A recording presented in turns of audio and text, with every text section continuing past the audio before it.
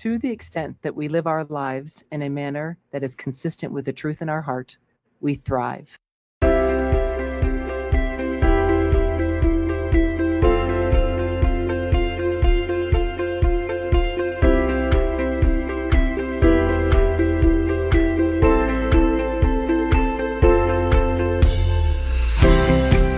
Welcome to the Meyer Clinics podcast, and you just heard a quote from one of your hosts, Dr. Lisa Day.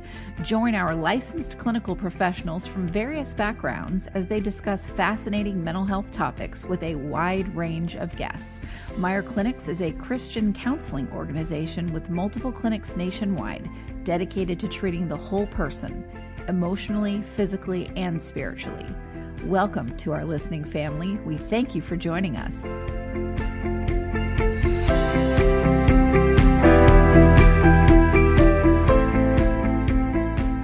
Hi, everyone. This is Kristin Walker, and we are with Dr. Lisa Day. Hello, Lisa. Hi, Kristin. So we noticed, listeners, that you really enjoyed the show that we did about boundaries, and we thought, well, we should do a follow-up show because we could actually have an entire podcast just about this subject. Just on boundaries, right? Absolutely.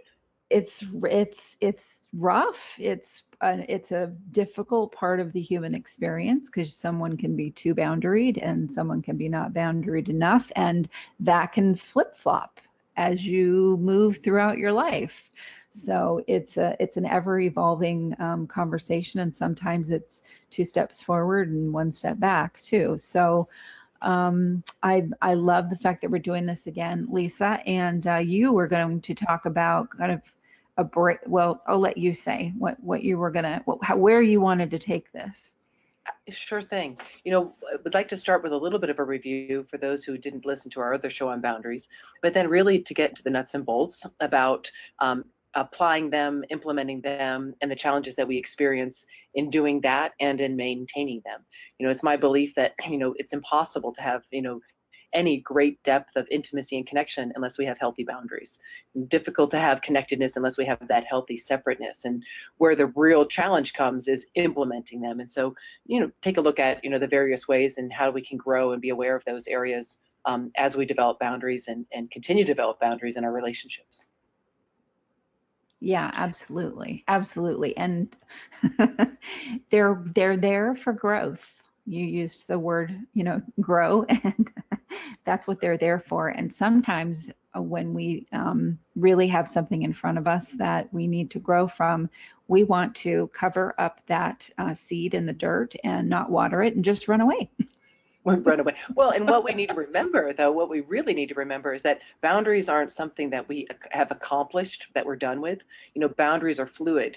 We're practicing them on a regular basis. And I can't think of a day that goes by where we don't have an opportunity to use boundaries. And, as we talk this morning or this afternoon, wherever we are in our time zone, when we think about boundaries, what I want us all to think about is really responsibility. To think, what are we responsible for and what we're not responsible for. And, we get lost sometimes because when we're new to boundaries, we think, oh, these are my boundaries and I have these boundaries on you.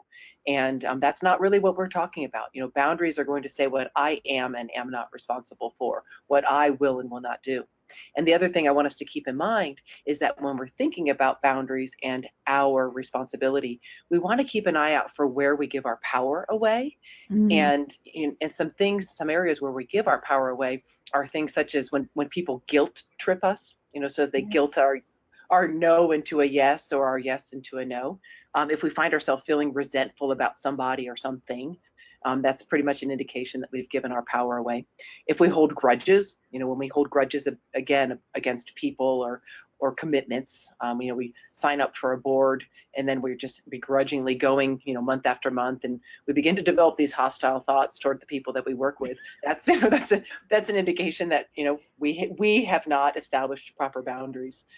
Other areas is I find if we find ourselves talking poorly about somebody, whether it's a coworker or a neighbor or a family member, when we're constantly talking about them in a negative fashion, that's usually a highlight that we've given our power away or we're struggling with giving our power away. But this one is the humbling one. It's that we want to keep an eye out for those people who bring out the worst in us. Because those people, while we want to make them bad people or ogres or narcissists, really the burden of responsibility sits on our lap. And the key word being responsibility, responsibility of where we give our power away. Yes. Oh my gosh, that one is so hard. That is an Achilles heel. It's Achilles heel. Yeah. And when Yeah. we think about boundaries, we want to think about, there's different levels, right? We're on a spectrum, and there's folks who have no boundaries, and they let all the good of people in, and they let all the bad of people in, and they're fused. There's no sense of separateness. And then there's those of us or most of us, who are somewhere in the process of building boundaries. But when we're infantile, or when we're new to the whole concept of boundaries, while we make attempts at keeping the bad parts of situations or people out, we inadvertently let them in. And as we walk through this today, we're going to look at where that breaks down. We're trying to have boundaries, but they're underdeveloped. But as we spoke in our previous show, one that is very, very concerning and very dangerous is when we have reactive boundaries, or what we call barriers. Because while and typically we have those because we come from some history of abuse, whether it's emotional abuse, Yes. or physical abuse. And the bummer, the bad thing about barriers or reactive boundaries is, while we think we're keeping the bad out, actually we keep the bad in. And so it confounds our healing. It prevents us from healing. But ultimately, and hopefully by the end of the show, we'll all be on our way to having mature, healthy boundaries. And what characterizes a mature or healthy boundary is that we're able to let the good in from those we love and those we're in relationship with, and we're able to keep the bad out. And bad kind of has a negative connotation, right? But it may be the parts that are challenging for us, or that are difficult for us, or that are inconsistent with what we value. But we need to recognize that we all have good parts, and we all have flawed parts. Right. And, in an effort to have that connectedness, we want to have, or we need to have, a way to let all those beautiful, loving, connected parts in. But the parts that are obnoxious or difficult or overwhelming, the parts we want to judge and criticize, we want to have skills that we use for us to keep that negative part out. Yeah. What would you say to people that, because this happens often, you hang out with someone and you really don't like the way that you behave when you're around them at all. But there's a little bit of it that's a thrill or a fun, maybe because they're a little more ostentatious than you are. So you take it as funny, but then you start kind of adopting these behaviors as well. Now that can go down many paths there, Kristin. Yes, this is true. But I remember thinking and doing my own work with my therapist about this, and saying, I am responsible for how I behave. Like, I can't blame this person. And, she knows me when I walk into a room, that I'm going to try to take responsibility for everything on the planet, which is a whole other issue. That's a boundaries issue too. But she was like, well, let's focus on what is not right with this person, and let's have some responsibility for that, and that is separate from you, and then we'll look at you. We're not just going to sit down and blame you for everything. Well, absolutely. Well, an example comes to mind for me of one of my girlfriends, and again, she's one who lives for the half annual Nordstrom sale, but she loves to shop. And she has the means to shop, right? And so Right.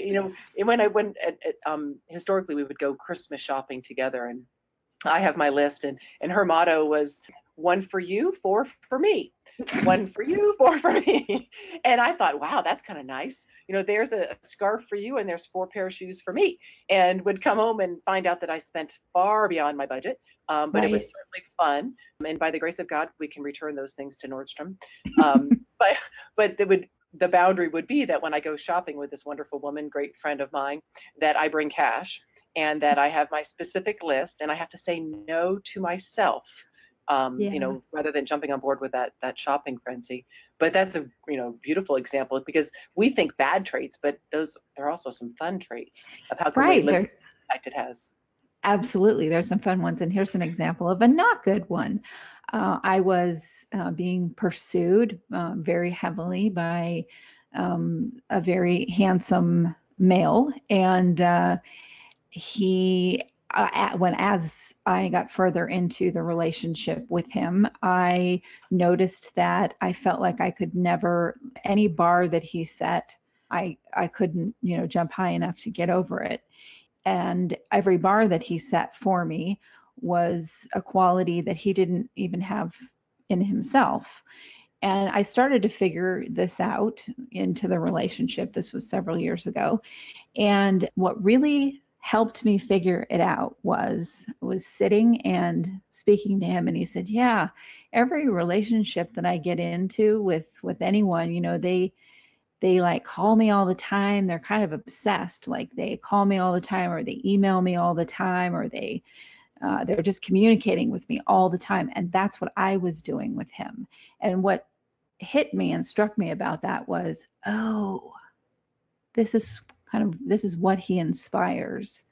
And everyone around him, I also do this. I don't want to be a part of that, even though I'm responsible for the over communication, which was also coming from him, but I'm responsible for my part of that. I realized, I'm not special here. This is what revolves around this guy. This is how he designs his life. And I just, without having good boundaries, I walked right into that and stepped in line. And that was the thing that made me go, I don't want to be in this relationship anymore. Well, and that is a fantastic example, because with boundaries, or where our boundaries break down, the key point in there is that we have lost control. We Yes. have given our power away. We're Yep. operating in a manner that's inconsistent with what we value. And so, the bummer news is we realize, hey, I've just lost control in that. But the beautiful point is that we have all the power to change that, because we have lost the control. Absolutely. And that's the most important thing in implementing boundaries, is that, again, we think that boundaries are something we do to other people, but they're something we use for ourselves. And this is hard to think about, but we have to stop blaming him or blaming other people, and we have to start lovingly blaming ourselves, Right. so that we can implement those boundaries and move forward, for sure. Absolutely. I had a situation where one of my friends, every time they would come over, and I have a sweet little dog, Miss Stella, and I love dogs, love dogs, love dogs, and I have a lovely home, and so, but it's all hardwood floors, whatever, and they're rustic, and dogs can come in and be happy. But my one friend's dog would come in, run into the living room, and potty on my carpet every single time. Every single time, dog runs in, potties on my carpet, and so I would be resentful, and I would say, well, this is a non-dog party, or how about if we keep the dog outside? And we have to realize that if we get angry at our friend for their dog going potty on our carpet, we are the ones who have to say, hey, you know what? I don't mind the dogs being here, but I prefer them all to be outside. And it's just that simple. And people are like, oh, okay. But rather than building up that resentment and bitterness that, oh no, here comes the dog, it's going to potty on the carpet, that we hold that power, we hold that control. What do you say about this, Lisa? Because I've seen this happen too, where when someone has their entire lives have been about giving their power away, and wherever that, whatever the psychology behind that, or the childhood that created that and morphed into an adulthood, whatever reasoning that's there's always a history. But I've seen this happen with a few people, including some members of my family, where they become chronic complainers, and they can't even think without having their partner, think for them, check in with their partner, and they offer up all of this activity. I will do this for you. I will do this for you. I will do this for you, because they want to be so quote unquote helpful and loved, and they equate love with how much they do for someone else. But on the other side of that is that they then chronically complain and are resentful at all the stuff that they're doing for these people, and it's all things that they signed up for themselves. Okay, and so the question is, with regard to boundaries, the complaining? Yeah, where that turns into that resentment and that complaining and that lack of personal responsibility around, I created this. I offer to do these things. Absolutely. So because two things came to mind. One, and I'll talk about that in a moment, because one of the main areas where boundaries break down when we're implementing them is a feeling of debt, or that we owe someone something. But let me hold Hmm. that for a second. What I think you're talking about is in one area where we have difficulty with boundaries, or one symptom, if you will, of underdeveloped boundaries, is that we have an overactive sense of responsibility. And there's many reasons why we have overactive sense of responsibility. Some because we call it love, others because it's an exercise of power. If that person becomes Mm. dependent upon us, then they're less likely to leave us or abandon us or let us down. So an And so attachment disorder, yeah, possibly. yeah, certainly, yeah, it would be a neurotic attachment or an anxious attachment. But when that's the case, what we're going to see, that symptom of resentment and of bitterness and of complaining for all of the things that I've signed up for, those are the kinds of things we want to be aware of. If we are resentful for things that we have signed up for, that's an indication of an area where we need to sharpen our boundaries. And one of the things that I teach in the area of boundaries is that boundaries are about truth. Boundaries are my truth in all that I do. In all that I do, what is the truth in my heart? And so when someone says, would you mind giving me a ride to the airport? Would you mind watching my kids? Would you take care of the dogs? Or would you keep my garden up? Will you? The very first thing we want to do is come to and say, what is the truth in my heart? Do I want to do that? Or do I feel obligated to do that? Am I doing it out of guilt? Am I doing it because I'm afraid they'll leave me or they won't like me? And if the truth in my heart is that I really don't want to do it, with the skills of boundaries, we have the ability to say, while I understand you need a ride to the airport, I'm not able to do that, or I'm not available to do that. Or, while your dog does need a place to stay, it won't work well for me for your dog to stay with me for that length of time. Right. So, when we give and give and give, or have that overactive sense of responsibility, definitely a call to have boundaries. But the other piece of that, of where boundaries can break down, is on the flip side of that, when we're on the receiving end of that person who has done everything for us. They take care of our dog, they take us to the airport, they make all our camping reservations, they invite us to all their holiday events. Then there's this assumed debt. And so we're afraid to say no to them because they've Yes. done so much to us. And the important thing in that is to realize that if that is the assumption, that I can't say no because they've done so much for me, that's not a loving relationship. That's a business Nope. transaction. That's It's a right. business transaction. It's not love. Absolutely. Absolutely. And I always watch too when someone gets angry with me because I've put up a boundary. And listen, when I put up a boundary, unless it's someone, that's off the rails, I am so gracious and kind about it because that's my nature. But if someone takes my no and just it becomes angry and irate and I've committed some atrocity, or they continue to go past the boundary that I've set, that's not my problem. That's an issue with that person. And that's when I start thinking, quite possibly, I need to exit this relationship. Oh, and absolutely. And that's, where another area where boundaries break down, where we feel, or we are afraid of, or we are actually accused of being selfish, that boundaries are selfish, that you only care about yourself. And that is in no way the case. It's our truth. I had a situation a couple of years ago where a girlfriend of mine phoned, and she had had some relationship difficulties. And I think she started calling around 10:30 or 11 o'clock at night. I'm in bed at 9:30 with the ringer off. And so she called 3, 4, 5 times or what have you. And I didn't get the calls. And in the morning, I phoned back and I said, hey, listen, I saw you called a bunch of time. What's going on? And she was livid. She said, what kind of friend are you? You're never there for me. I was upset last Mm, night and I needed you, and hung up on me.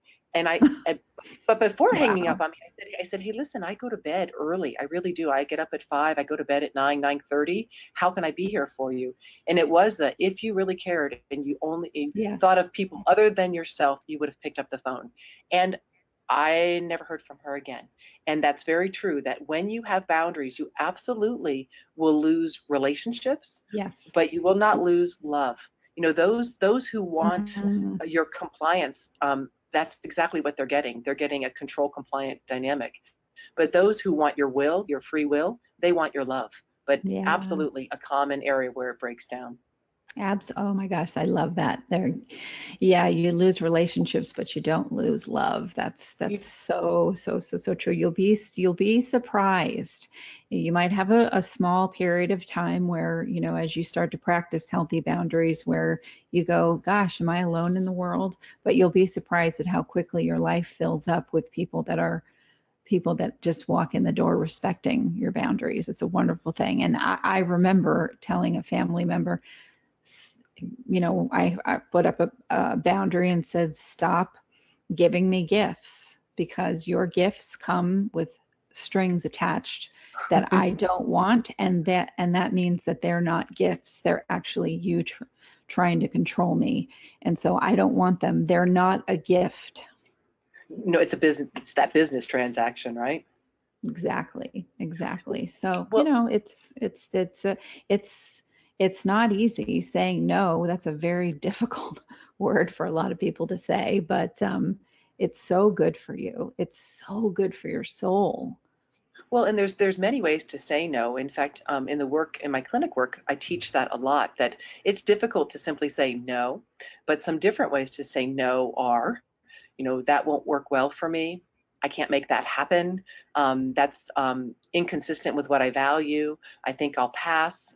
We always want to, I say, flood it with grace. So if someone says, "Hey, Lisa, would you like to go to a football game?" I'm not a big football fan. Sorry, guys.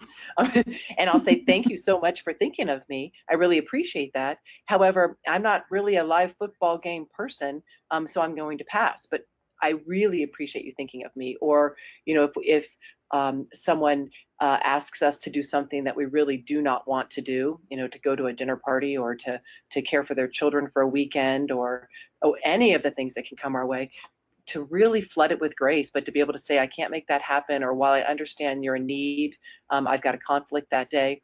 Looking at gentler ways just to say no, because we have difficulty with no because it feels so rejecting. It feels rejecting. But another area, and I don't know if you've experienced this much, Kristen, but another area where I see boundaries break down when we're trying to implement them. So we're new into this. We're going to consider doing some boundary work, and we confuse boundaries with control. And an example that comes to mind with me is, a client of mine is going to set some boundaries, and she says to her husband, she says, "Honey, I love you, but I don't want you to get drunk anymore, at the parties that we go to. It frightens me and it embarrasses me." And she thought she did a fantastic job of setting this boundary. And the following weekend, they go to their neighbor's birthday party, and Honey gets tanked. And she comes up back and she says, "Lisa, he didn't respect my boundaries." And I said, "Well, that wasn't a boundary violation. That was a request. So a boundary is going to say what I will and will not do, not what he will and will not do." And so whenever we say to someone, "I want you to dot dot dot," that's not a boundary.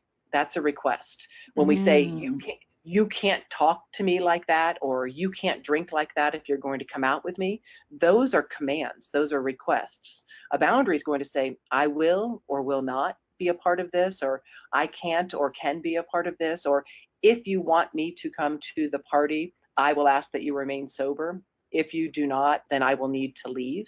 So we get confused, that boundaries, I set my boundary and he did it anyway, versus this is something I'll be a part of. This is something that I won't be a part of. So if you right. have someone who rages on you and you say, "You have to stop talking like that. You have to stop yelling." That's not how a boundary works. A boundary is going to say, "I'm powerless over how you choose to talk to me or to anybody else, but I can assure you you are going to be doing that in an empty room, because I'm not going to be on the receiving end of this rage. If you're able to talk to me in a gentle tone, I would love to continue the conversation. But if you're going to rage, I'm going to excuse myself and go mountain biking or skiing or get in the hot tub or wherever you need to Right. go. But that I'm not going to be on the receiving end of that."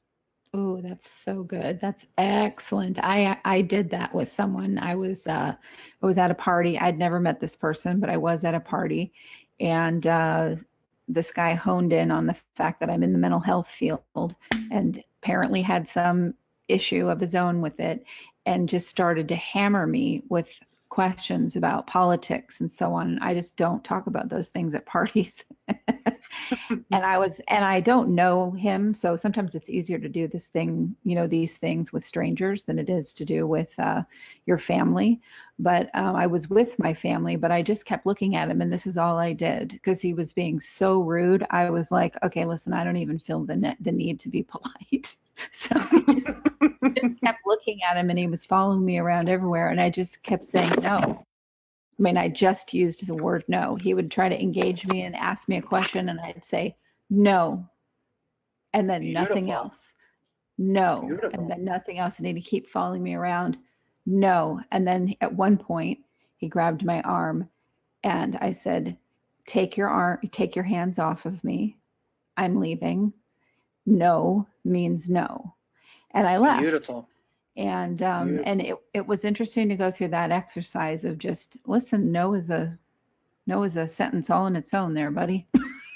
Well, and it takes a lot of strength to do that. It To does. say no. Yeah. Hi, this is Dr. Paul Meyer of the Meyer Clinics. There's times in our lives when our situation may seem impossible to resolve. In fact, almost everyone who's depressed feels like there's no light at the end of the tunnel. But God promises that there is nothing that's too hard for Him. When you're discouraged, remember that God loves you, He knows you by name, and our Christian counselors of the Meyer Clinics will also come beside you, speaking the truth in love. We offer biblically based counseling. The Meyer Clinics, a nonprofit counseling ministry of the Meyer Clinic Foundation. For more information, 1-888-7-CLINIC. And it's important to realize too, and I think you've got this part down, is that, oftentimes we are afraid to say no because we're afraid of being rude or Mm-hmm. hurting their feelings or being disrespectful. And when people encroach upon our boundaries, it can be frightening and we can freeze, particularly if we have any past Yes. history, of abuse or what have you. Abuse. Yeah. Yeah. And so what's so helpful, when we are building boundaries and as we build boundaries and as we continue to practice them throughout the remainder of our life is a support system that can help validate those no's and help, reassure that no, Kristin, that was the best thing to do in that situation. That person was inappropriate and was disrespecting your boundaries. He was a boundary buster for sure. He was a bully. Yeah. He was a bully. Yeah. And, I get that question oftentimes in the workplace, with, and it wouldn't qualify so much as sexual harassment, but boy, really close. So stepping inside your bubble, being a little too close if you're, Mm-hmm. working at a restaurant in a kitchen and just you can feel the heat of the body passing you. And people will say, Lisa, what do I do in that situation? Same kind of thing, Kristin. You turn and you say, I'm uncomfortable with your proximity to me. You're too close. Mm-hmm. And that person would go, what? Are you prude? Are you afraid I'm trying to hit on you? And you don't need to get on any of those distractors. You simply repeat that boundary that I'm going to ask for you to take your space. I'm going to ask for you to back off, to Right. not be so close to me. And then in doing just what you said is not defending or explaining and not going into any detail, simply repeating your no, simply repeating the boundary is so powerful, so powerful. Right. Exactly. Like, Well, well, also well, kind of sticking your foot out as they walk by that, but that's, no, don't do that. Don't. that's a booby trap, not a barrier. Exactly. And we've caused physical harm. No, that's not a good. A little bit of But if you hostility were in there. walking too close to me, you wouldn't have hit my foot. But anyway, we're moving on. Well, no, but that's actually a really good point, though, Kristin, because when people violate our boundaries, we get angry, we get rageful, Oh, we say, yeah. get the heck away from me, and I'm going to trip you and watch you fall into the apple pie. And the beautiful thing is that the healthier our boundaries, the less time we have to do spend angry. that. Yeah, Yeah. that's true. Yes. Oh Yeah. my gosh. And as we grow and we implement boundaries and we practice boundaries, truly people will say to me, oh, but it's so mean, it's so selfish, it's so angry. I say, absolutely not. The more consistent we are with our boundaries, the less time we spend angry, the less time we spend bitter, the less time we spend resentful, which in my opinion leaves more space in our heart for love, for connection, for Yes. attachment. Yeah. But one of the things that we do, another area where they break down when we're implementing them is what I call bad training of others, meaning there's no bite to our bark. And what that relates to is really the concept of control. So we use our boundaries we're attempting to control other people, but really it comes across as an empty threat. There's no bite to our bark. Yes. So we say, if you do this, then you're going to, an example would be if you're out past midnight, you're going to lose your car privileges, to a teenage daughter, if you will. And then the very next Monday, you give them the car to go to school because, well, how are they going to get to school? And, what we've just taught them is that while we told them if they keep their car out past midnight, they're going to lose car privileges, we've taught them that there's just no bite to my bark. There's no follow through. And Right. so our boundaries are not respected in moving forward. And, so when we have consequences, one of the most important and most powerful components is to have the courage, if you will, to follow through with whatever that consequence is. And that's not always easy. That's not always easy. Oh, believe me, especially with your kids. And I had my son, young teenager, who would got in this habit of calling me, and I worked from home, and calling me because he missed the bus. And it was a long walk. Okay, we're not talking like this was he happened, the way the schools were, whatever, in Florida, it was like 7 or 8 miles to get home. And I did it, a few times. Like, I think I did it 3 times. And then on the 4th day, I said, well, I guess you'll have to find another way home. And he walked home, and that was the last time he ever missed the bus. That's powerful. That's much more powerful than our words, right? I'm not going to do this again. I'm not going to do this again. Yeah, no, that's huge and very difficult, especially with our kids, because we think, oh, if I were a good mom, or, well, they're trying, and, well, they do need to get to school, and it's cold out, even though the bus stop is across the street. It's difficult. It takes a great deal of strength. And that's, coming back to the support group, that's where it's so very helpful. That, and I don't know, you sound like you've got your boundaries right on target, but in my position, I could see myself going to my sister or my mom or anybody in my close inner circle. Did it make sense that I said you can walk home even though it was 8 miles? And in our support system, we're going to probably get that. Absolutely, that's the best thing to do. Yeah. But we doubt that in ourselves. We question it, we doubt it, we criticize, we evaluate. So yeah, absolutely. Well, last thing, he's 29 and he knows me very well. We have these family phone plans, and he's on his grandmother's plan, and I have, of course, my own plan. And he wasn't getting the phone switched over soon enough to get his new phone by going through his grandmother. And he called me and he said, can I just get moved to your phone plan? And I said, yeah, that's fine, but you will be paying every single bill. And he goes, oh, never mind. He goes, never mind. He goes, I knew that. Never mind. Pass that connection. I gotta go. But he knows. He goes, Mom, you were scarier sometimes than my drill instructor when he was in the Marines. But not because I was mean, but I was like, I just would get to a point where I would say, absolutely no, come on. So well, and that leads to a different issue, and maybe even another show that we would do. But there's a big concept, and this isn't a psychological term, it's more of a practical term. But we have a syndrome now, if you will, that we call failure to launch. And it's where our adult children are not assuming their responsibilities for their cell phone, for their car insurance, for their housing. Yeah. And I work a lot with families on what do we do now? He's dependent upon us, or she's dependent upon us. And, the complaints will come in of, I have to pay her rent. I have to pay her moving expenses. I have to pay for his schooling. I have to pay for his food, for his gas. He hasn't worked in 8 years or 6 months. Right. And I don't know what to do. And, the concept it's a boundary issue. And I say, it seems to me that the problem is sitting on your lap to the mom and dad. And we want to gently, lovingly take that problem, and I kind of visualized it as a basketball, if you will, and put it on his or her lap.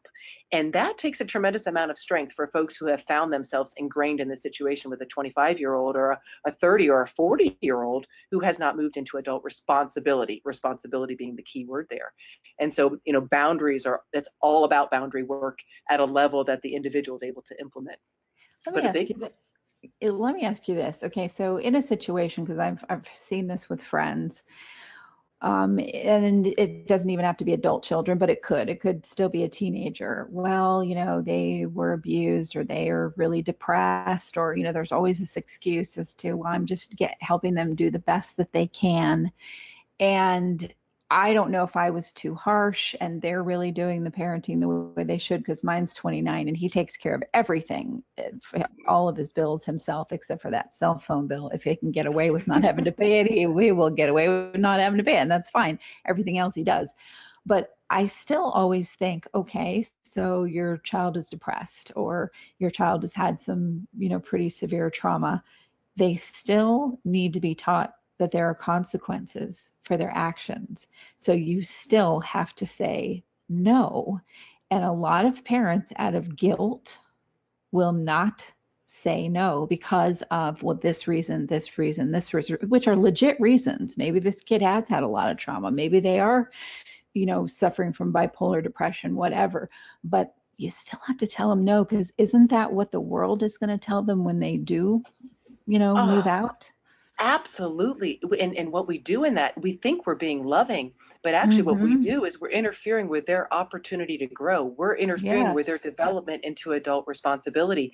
And sometimes it becomes a godlike concept, really, that I'm going to save you from all of your consequences of your poor choices.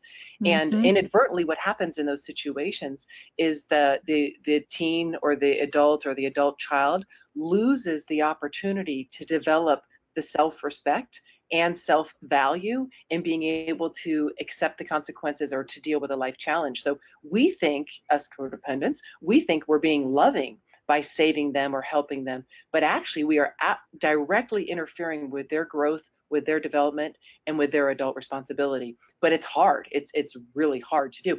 I remember and it's not necessarily isolated to mental illness, because I remember when I was in graduate school, and I was in graduate school, and then I was working full time as a psychiatric nurse at the same time. And I had my Honda Accord, and I realized that it needed tires, and so I took it to wherever, the car dealership or the tire dealership, and found out that they were going to be $450. And I Boy. about fell out of my chair, and I Right. promptly picked up the phone, and I phoned my dad, and I said, "Oh, Dad, I can't even tell you. I am working every single night. I'm going to school every single day, and now I have to get new tires for the Honda, and I don't know what to do." And my dad said, "Be sure you take it to Les Schwab, because they'll rotate them on a regular basis." Yep. And I was like, hello, hello, hello. How am I supposed to pay for these? I'm in grad school. And he said, "I know you will find a way, love. I'll talk to you Yes. soon." And I was livid. I got off the phone and I thought, what kind of father are you? You're not even going to pay for my tires, and I'm in grad school. It was the best thing he ever could have done for me. It Yeah. moved me into the reality of the real world, that guess what? We have responsibilities and we have to plan for them. And so what sometimes feels like hard love or rejection or what have you really is in the best interest in developing responsibility as we grow. But Absolutely. on our end, or another area that I think is probably the most difficult area, if we think about how and where they break down, or how and where boundaries break down, or where we bust our own boundaries or have difficulty following through, is when it comes to our own nurturing needs. And, yeah, right. So, Yeah. right. So we Save the have best for last. Yes. yeah, well, so we have needs for nurturing, and we have needs for companionship and love. We want that connection, and it will often say yes when we mean no, or tolerate a behavior that's inconsistent with what we value, such as substance abuse or addiction, because we're afraid of losing the relationship. We're afraid of being alone. We're afraid if we say, Yes. no, I can't be a part of your careless spending, that they're going to say, ciao. And our own needs, or fear of those needs not being met, causes us to compromise our own boundaries. When we risk losing that relationship, we're afraid they might leave us. And it's a Absolutely. powerful thing. Yeah. I tell people that, this is a bit of a tangent, but, when we're talking about boundaries and self-awareness, and knowing that, boundaries are based in our truth, in our reality, and they're not something that we do to other people. One of the things that we want to keep an eye out for, particularly to determine if we are in a toxic or unhealthy or poor boundaried relationship, and I think we may have spoken about this before, but it's when we start giving people qualities that they don't have. Oh That my gosh, absolutely. We can even make them out in our head to look like Brad Pitt. oh, And absolutely. then you get away from the relationship and you're like, what on earth was the voodoo over my eyeglasses? I mean, what? Well, and sometimes we're not even out of the relationship. So we might be in a Right. relationship and we say, oh, he's kind and he's generous. when in fact he's really a taker. Or we're involved with a woman and she is very, she's financially responsible, but we disregard the $25,000 in retail credit card debt. And, Right. it's that whole denial component. And so often when we're thinking about boundaries, we think about boundaries and other people. But Yeah. as important, or probably easily more powerful, is boundaries with self. So what are my boundaries with self? Am I giving that person qualities that I need them to have when in fact they don't have them?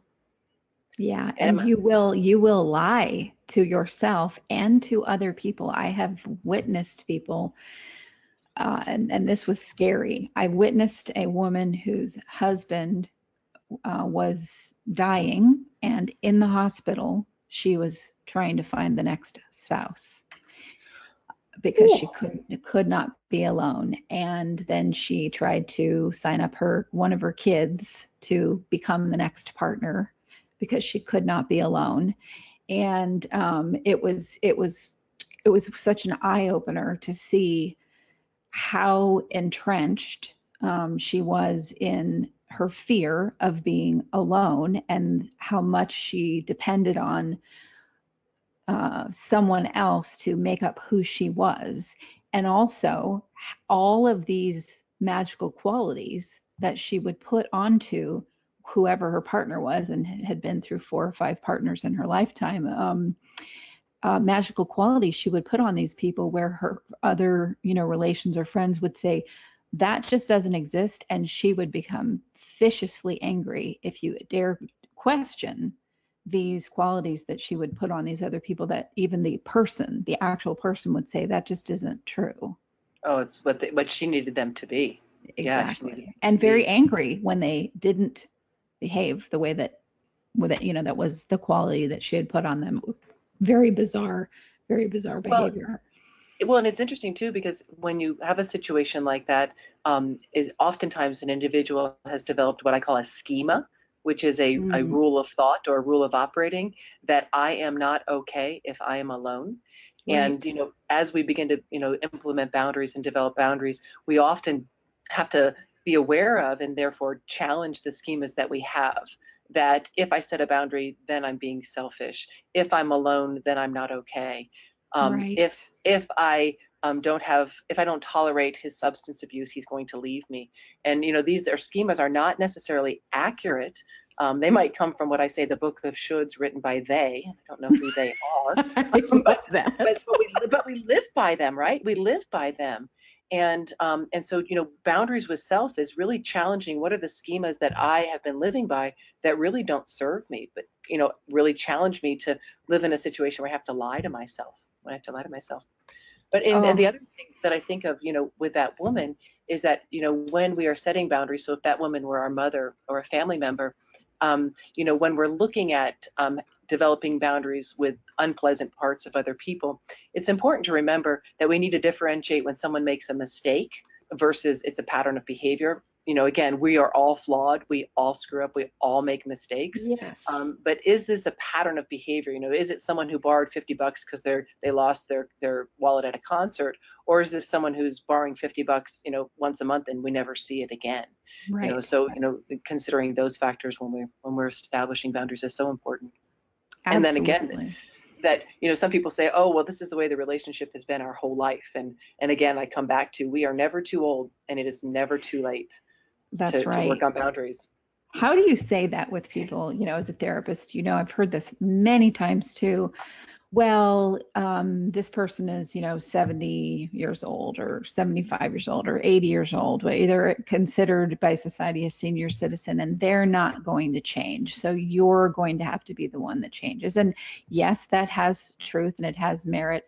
But I also believe that just because you become 65 does not mean that you stop evolving and growing as a human being. In fact, many of my friends are 65 and older, and my goodness, the amount of growth and supercharged growth and evolving that they do from that age on up is amazing. They're almost different people than when they're 70, and then yet again another, basically themselves, but they're kinder and more loving and whatever. They're still growing. So in some ways that isn't true, and that isn't fair. Yes, your parents can change as well as you can. I think that's like a free pass that you give for accepting bad behavior. It's not, and it isn't fair or true. It's not fair or true. And I recall an incident where I had a family member in my own life, an elderly family member, who would speak quite poorly about another one of my family members whenever I would come visit. And it was really uncomfortable. I'd be sitting visiting with this person and they would speak negative and unkind and really complain, kind of what you were talking about earlier. Mm-hmm. And it got to the point where I said, I love to come visit with you when I'm home, and I love to spend time with you. But I can no longer be on the receiving end of you bad talking this family member. And if you're going to do that, I'm going to need to leave. And so the conversation went on for, whatever. Within 5 minutes, this person was talking poorly again. And I stood up and I went, I took my arm and I put it on his shoulder and I said, I'm leaving. And that's all I said. I'm leaving. And oh, no, please don't leave. Please don't leave. I won't say anything negative again. I said, I love you and I'm leaving. And I left. And I left and went back to college. When I came back and visited again, never again did he speak poorly about the family member. Never again. And so it's, so when we are setting boundaries with elderly folks, it works. But at the same time, I have worked with elderly folks who say, well, it's always been this way with my adult daughter or adult son, and I'm not going to make an issue of it now. And the same thing is, I said, I just encourage you to look at what is the truth in your heart and how can you communicate that truth. And if you're not comfortable flying to travel, to say, I love you dearly, but I'm no longer comfortable flying and travel, and I would love to see you, but I would ask that you come here. And so it's both ways. We're never too old. It's never too late to set boundaries with elderly people, and for elderly folks, to change boundaries in their life. And again, all that gives us is more freedom in our heart to love, because there's less bitterness and resentment. Yeah, it's huge. Absolutely. Oof, good stuff. Oh my gosh. How much do I owe you for this session? I know.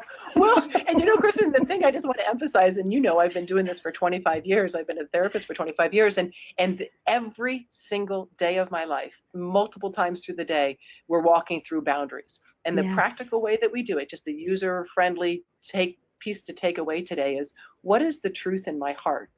And how can I communicate that truth under the umbrella of grace, meaning flooded with love? How can I know who I am and lovingly bring that into relationship with other people? And that would be the practical, implementation, being aware of all these other areas where we're challenged of it breaking down. Absolutely. Absolutely. Well, is there anything else, any other fount of wisdom on this subject that I know we'll talk about it again, but to close out today's show? My final words would be that silence is not a boundary. That would be my final. To remember that silence is not a boundary. It implies consent. So we want to risk sharing that truth. We want to risk saying, this does not work for me.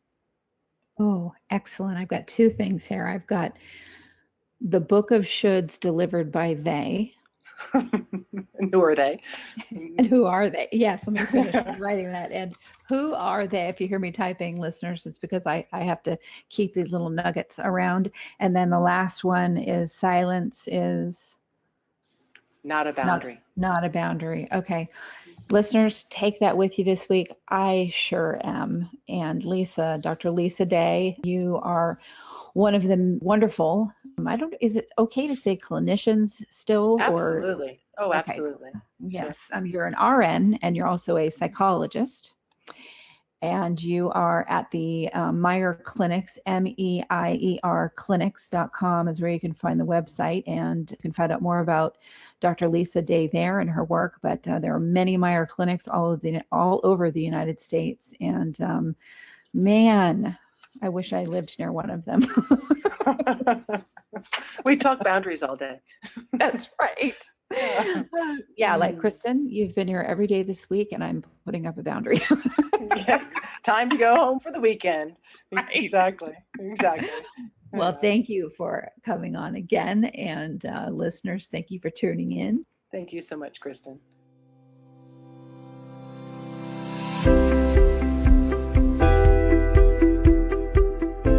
We hope you enjoyed enjoyed this podcast. Tune in next time for another engaging discussion on relevant mental health topics. If you have any questions about Meyer Clinics, please visit our website at meyerclinics.com.